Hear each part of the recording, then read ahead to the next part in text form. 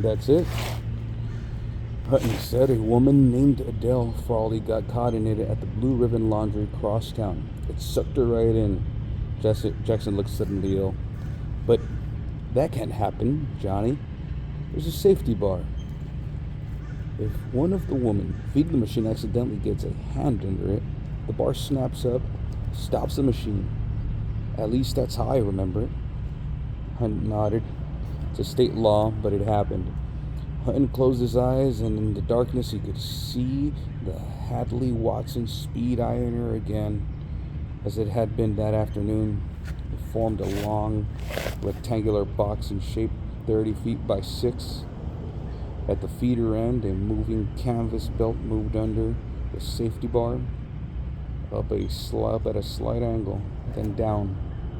The belt carried the damp, dried, wrinkled sheets in continuous cycles over and under 16 huge revolving cylinders that made up the main body of the machine. Over 8 and under 8, pressed between them like thin ham between layers of superheated bread. Steam heat in the cylinders could be adjusted to 300 degrees for maximum drying. The pressure on the sheets that rode the moving canvas belt was set at 800 pounds a square foot to get out every wrinkle. And Mrs. Frawley somehow had been caught and dragged in. The steel, asbestos, jacketed pressing cylinders had been as red as barn paint, and the rising steam from the machine had carried the sickening stench of hot blood.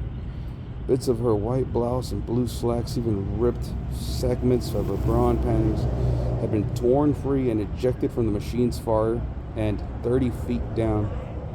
The bigger sections of cloth, folded with grotesque and blood-stained neatness by the automatic folder, but not even that was the worst.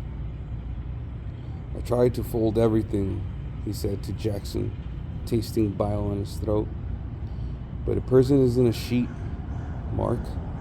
What I saw, what was left of her, like Stanner, the hapless foreman, he couldn't finish. They took her out in a basket, he said softly.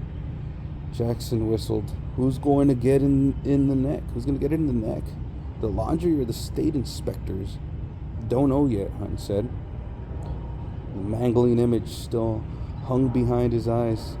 The image of the Mangler wheezing and thumping and hissing, blood dripping down the green sides of the long cabinet and runnels, the burning stink of her. It depends on who okayed that goddamn safety bar and under what circumstances. If it's the management, can they wiggle out of it? And smiled without humor. The woman died, Mark. If Gartley and Stanner were cutting corners on the speed ironer's maintenance, they'll go to jail no matter who they know on the city council. Do you think they were cutting corners? Hutton thought of the Blue Ribbon Laundry, badly lit, floors wet and slippery, some of the machines incredibly ancient and creaking. I still think it's likely, he said quietly.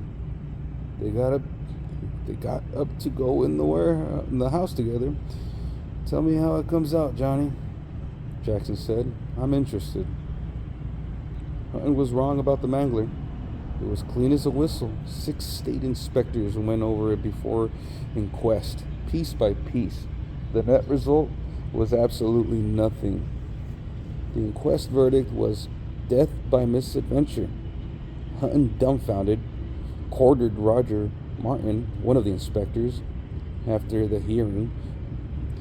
Martin was a tall drink of water with glasses as thick as the bottom of shot glasses. He fidgeted with a ballpoint pen under Hutton's questions. Nothing? Absolutely nothing with the machine?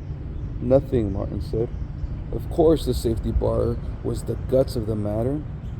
It's in perfect working order. You heard that Mrs. Gillen testified. Miss Frawley must have pushed her hand too far. No one saw that. They were machining their own work.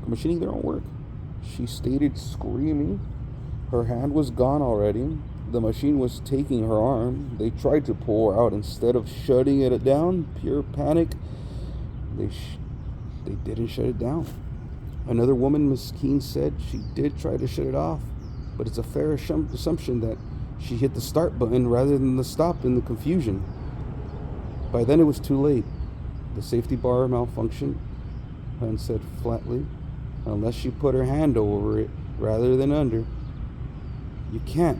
There's a stainless steel facing above the safety bar, and the bar itself didn't malfunction. It's circuited into the machine itself. If the safety bar goes on the blink, the machine shuts down. Then how did it happen? For Christ's sake. We don't know. My colleagues and I are of to the opinion that the only way the speed ironer could have killed Miss Frawley was for her to have fallen into it from above. And she had both feet on the floor when it happened. A dozen witnesses can testify to that. You're describing an impossible accident, Hutton said. No. Only one we don't understand. He paused, hesitated, and then said, I'll tell you one thing, Hatton. Since you seem to have taken this case to heart, if you mentioned it to anybody else, I'll deny I said it. But I didn't like the machine. It seemed almost to be mocking us. I spent over a dozen speed ironers in the last 5 years. I inspected over a dozen speed ironers in the last 5 years on a regular basis. Some of them are in such bad shape that I wouldn't leave a dog unleashed around them. The state law is laminately lax, but they were only machines for all that. But this one, it's a spook.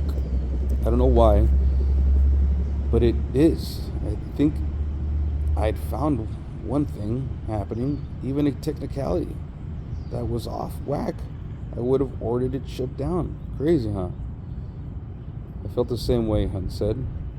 Let me tell you about something that happened 2 years ago in Milton, the inspector said. He took off his glasses and began to polish them slowly on his vest. The fella had parked an old icebox out in his backyard. The woman who called us said her dog had been caught in it and suffocated. We got the state policeman in the area to inform him they had to go to the town dump. Nice enough fella. Sorry about the dog. He loaded into his pickup and took it to the dump. The next morning, that afternoon, a woman in the neighborhood reported her son missing. God, Hunt said. The icebox was at the dump and the kid was in it, dead. Smart kid, according to his mother. She said he'd no more play in an empty icebox than he would take a ride with a strange man. Well, he did. He wrote it off. Case closed. I guess, Hunt said.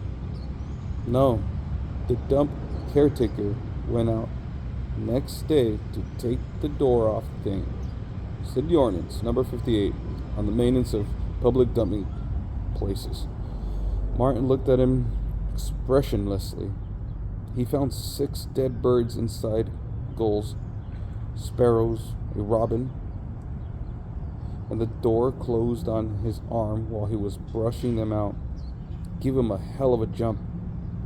That Mangler at the Blue Ribbon strikes me like that. Hunting? I don't like it.